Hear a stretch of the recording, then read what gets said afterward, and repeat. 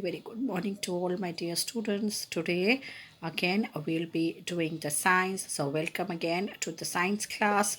Again, we'll start from the textbook only, lesson number 9. So, in lesson number 9, what is the name of the lesson? We need water. So, first of all, write today's date 11/12/2020 and classwork, and then start your work. Dear children, please don't forget to write the date and classwork in your textbook as well as in your notebook and workbook. In whatever you are doing the work, don't forget to write the date. In the last lesson, we learnt about keeping safe, how we should keep ourselves safe while we are traveling, while we are walking on the road, or playing, or running, or we are in the school.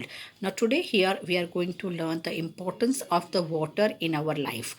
How much important is water in our life? What are the sources of the water? That means, from where do we get the water, and what are the uses of the water, or for what all purposes we need the water. How much water is available on the earth. So all this we are going to study in this lesson. You can see the lovely pictures. You might have seen your textbook. You can see certain lovely pictures are there, and from the pictures you can make out for what purpose we use the water. अब पानी जो है हमको क्यों चाहिए, उसकी ज़रूरत क्या है, वो और कहाँ से हमको ये पानी मिलता है, पानी का सोर्स क्या है, ये सारी चीज़ें हम इस लेसन के अंदर पढ़ेंगे. First and foremost thing is that water is very essential for all the living organisms. कोई भी लिविंग ऑर्गेनिजम्स हो, प्लांट्स हो, एनिमल्स हो, और we human beings, we all need water to live, because without water our survival is not there. अगर पानी नहीं होगा तो अनाज नहीं उगेगा, खेती नहीं होगी, और उसके अलावा जो है पानी हमको पीने के लिए नहीं मिलेगा, खाना बनाने के लिए नहीं मिलेगा, किसी भी काम के लिए अगर जिस इन सारी चीज़ों के लिए हमको पानी की ज़रूरत पड़ती है. और अगर हमको पानी नहीं मिलेगा तो कुछ भी नहीं होगा, और हमारा सर्वाइवल इस अर्थ में इम्पॉसिबल हो जाएगा. That means without water any living organism can not survive on the earth. Now we are going to start the lesson. More than half of the earth's surface is covered with water and the rest is land.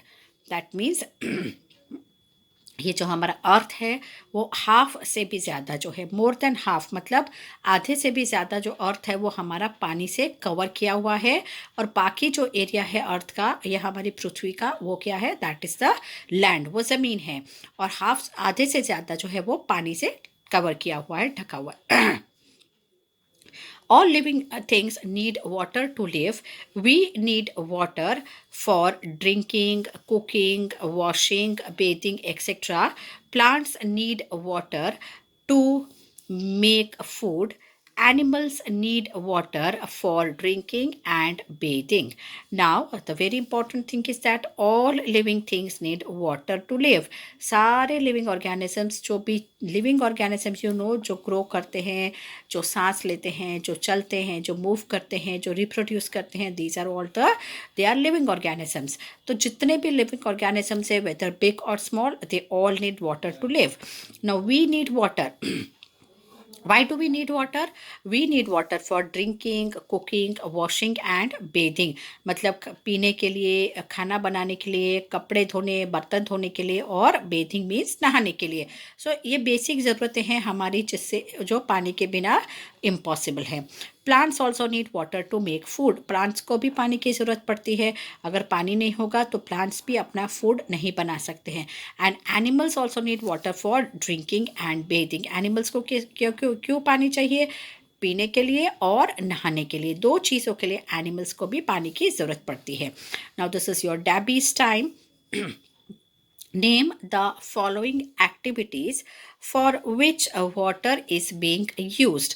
From this picture you have to see and write that for what activity the water is being used here. Now this is the picture of a small boy who is taking a bath. So we can write here bathing.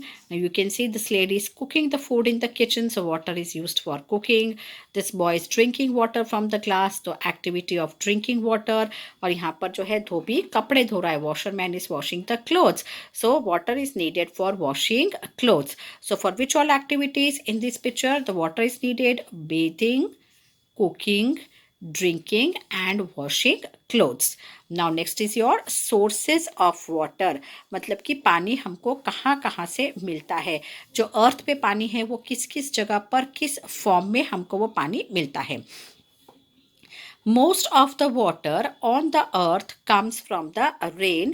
Rainwater fills puddles, ponds, lakes, streams, rivers, and seas. The rainwater we see on the earth is called the surface water. Now, main source of water, that is the rainwater. हमको पानी कहाँ से मिलता है? हमको पानी बारिश से मिलता है. जो पानी अर्थ के ऊपर जो चारों तरफ हमको दिखाई देता है वो पानी इकट्ठा बारिश में ही होता है. It is collected during the rainy season. You might also have seen that in your roads everywhere the small puddles made. जब बारिश के सीजन होता है तो छोटे छोटे गड्ढे होते हैं, उसके अंदर भी पानी भर जाता है. तो वैसे ही गाँव में तालाब होते हैं, झरने होते हैं, नदियाँ होती है और फिर समुद्र. गाँव में समुद्र नहीं होते लेकिन समुद्र भी होता है. ये सारे पानी के सोर्सेस हैं. तो जो छोटे छोटे गड्ढे पड़ते हैं वैसे ही जो गाँव में होते तालाब बनाए जाते हैं, नदियाँ बनाई जाती है छोटे छोटे. तो उसके अंदर जो है पॉन्ड्स और लेक्स बनाए जाते हैं. फिर झरने होते हैं और नदियाँ होती हैं जो गाँव से होकर गुजरती है. तो उन सारा ये जो सारे हैं ये सोर्सेज हैं हमारे लिए पानी के. लेकिन इन सब जगह पर पानी कहाँ से आता है? इन सारी जगह पर नदी में, स्ट्रीम्स में, झरनों में या गड्ढों में पानी कहाँ से भरता है? बारिश का ही पानी जो होता है वो इन सब में फिल होता है. और ये सारा पानी जो है, जो रिवर्स होते हैं, अल्टीमेटली ये समुद्र में जाकर मिलते हैं. They meet at the seas only. सारी नदियाँ जो का पानी जो है समुद्र में जाकर मिलता है. The rain water we see on the surface. मतलब जो हम पृथ्वी के ऊपर या अर्थ के सरफेस के ऊपर या जो मिट्टी के ऊपर जो हम पानी देखते हैं उसको हम बोलते हैं सरफेस वाटर. यानी कि वो ज़मीन के ऊपर का जो पानी होता है उसको हम सरफेस वाटर बोलते हैं. You can see the picture of here the rain that is pouring. और उससे ये सारी जो नदी भर गई है, ये नदी है. फिर देखिए छोटे छोटे पडल्स है, छोटे छोटे गड्ढे हैं, ये लेक है, ये तालाब और नदियाँ, ये सारा ऐसे हमको पिक्चर्स दिखाए गए जो बारिश के पानी से सब भर गए हैं. Now we move on to page number 66. This was your page number 65. Page number 66. Some rain water goes deep into the ground. It is called as the groundwater. People dig wells and use tube wells and hand pumps to pump out groundwater. Now, when initially when the rain falls, मतलब कि जब बारिश का season शुरू होता है और बारिश होती है तब क्या होता है, जब थोड़ी सी बारिश होती है तो वो सारा पानी जो है मिट्टी एब्जॉर्ब कर लेती है. या हम ऐसे बोलते हैं कि सारा पानी जो है ज़मीन के अंदर चला गया है. तो जो पानी ज़मीन के अंदर चला जाता है, अंदर उतर जाता है पानी के अंदर, ज़मीन की गहराई में, डीप मीन्स गहराई में, that is called as the ground water. क्योंकि ग्राउंड में पानी होगा तभी जो हम ट्यूबवेल्स और बोर्स जो हम यूज़ करते हैं, आप सबके घर में बोर होगा, आप मोटर चलाते हैं, पानी आ जाता है. तो पानी कैसे आता है? वो ज़मीन के अंदर का जो पानी होता है वो पानी आप बोर से या मोटर स्टार्ट करके आप वो पानी यूज़ करते हैं. वैसे ही कुआं होता है तो कुएं के अंदर भी पानी कहाँ से आता है? ज़मीन से आता है, या बारिश का पानी जो थोड़ा थोड़ा कुएं के अंदर गिरता है, और बाकी सारा पानी जो है ज़मीन के अंदर से कुएं के अंदर आता है. तो जब हम कुआं होता है या ट्यूबवेल है, इस तरीके से आप जो खेतों में यूज़ की जाती है, या फिर हैंडपम्प जो घर के अंदर इस्तेमाल किया जाता है, this is called as hand pump. जो घर के अंदर, घरों में, काफ़ी सारे घरों में जहाँ मोटर नहीं होती है वहाँ पर ऐसे बोर करके उसके ऊपर ये हैंडपम्प लगाया जाता है और with the help of this इसको यूज़ किया जाता है. ये मैनुअली यूज़ किया जाता है, इसमें बिजली का यूज़ नहीं होता है, इसको आपको हाथ से ही चलाना पड़ता है. So this is your hand pump, this is your tube well, इसको हम बिजली से ऑपरेट करते हैं. दिस इज़ योर वेल, जिसमें आपको बकेट डालकर जो है वेल के अंदर से पानी एक रस्सी के हेल्प से खींचना होता है. सो जो पानी ज़मीन के अंदर चला जाता है बारिश में, एक टाइम ऐसा आता है कि फिर जब बहुत ज़्यादा बारिश होती है तो ज़मीन के अंदर पानी उतरना बंद हो जाता है. लेकिन जो पानी ज़मीन के अंदर होता है उसको हम ग्राउंड वाटर कहते हैं, और उसी को हम बाद में जो है मोटर्स के हेल्प से टैप करते हैं. Now third is your drinking water.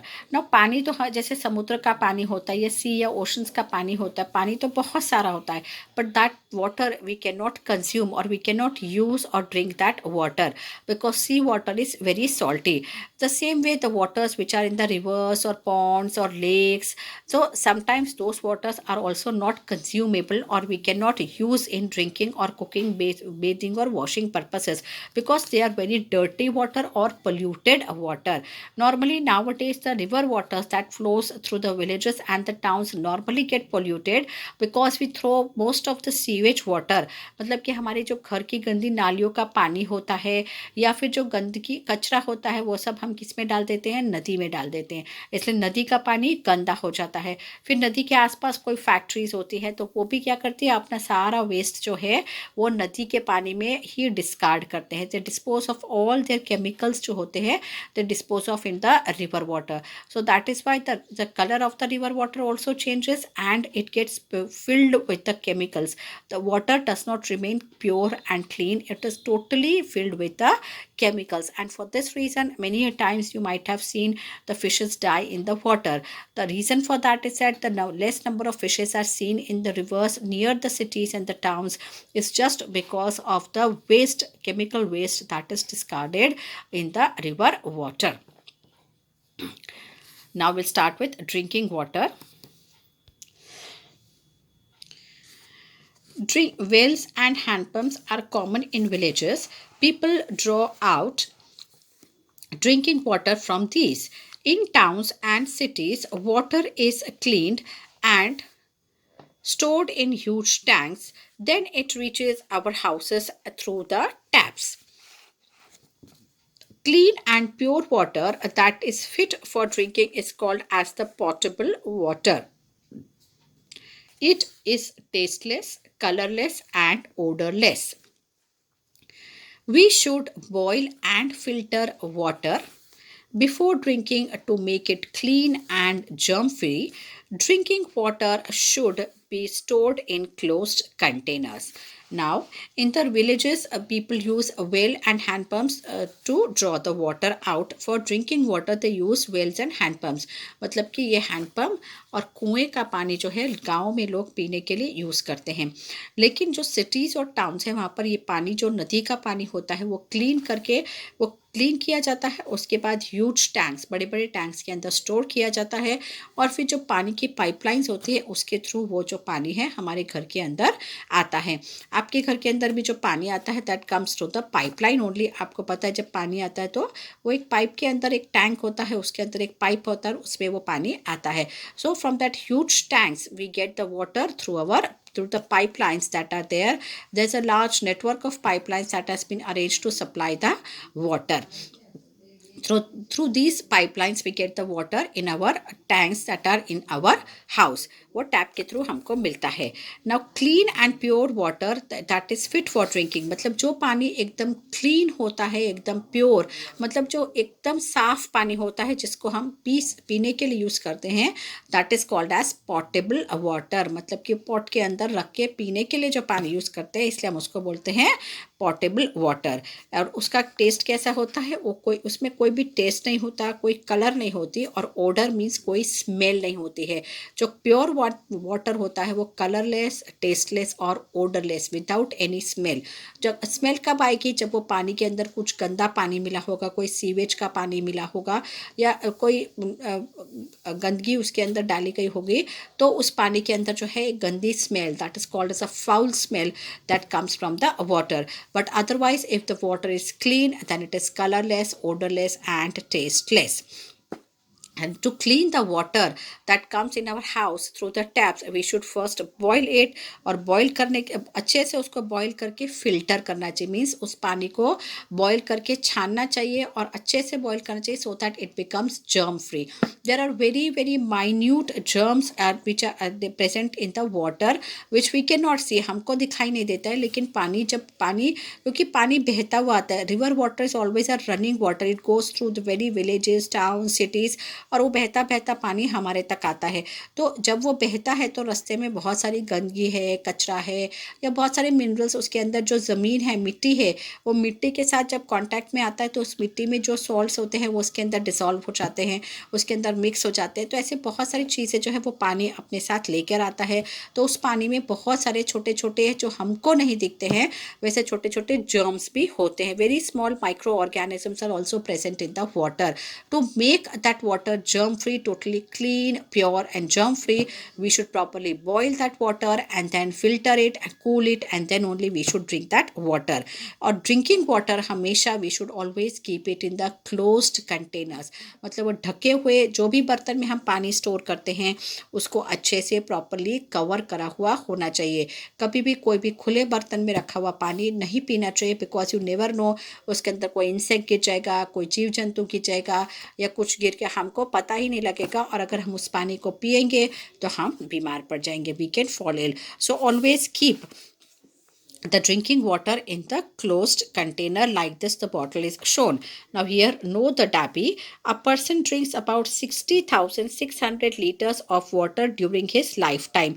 मतलब पूरे अपने लाइफ टाइम में, अपने जीवन काल में एक पर्सन 60,600 लीटर्स पानी जो है वो पीता है. Now here you can see the water is getting boiled. यहाँ पर पानी को बॉईल किया, फिर पानी को हमने फ़िल्टर किया, मतलब पानी को छाना, और उस पानी को ऐसे बंद बॉटल, ऐसा भी कोई भी क्लोज्ड कंटेनर हो, ढक्कन वाला जो कंटेनर होता है उसके अंदर पानी को ऐसे स्टोर किया जाता है.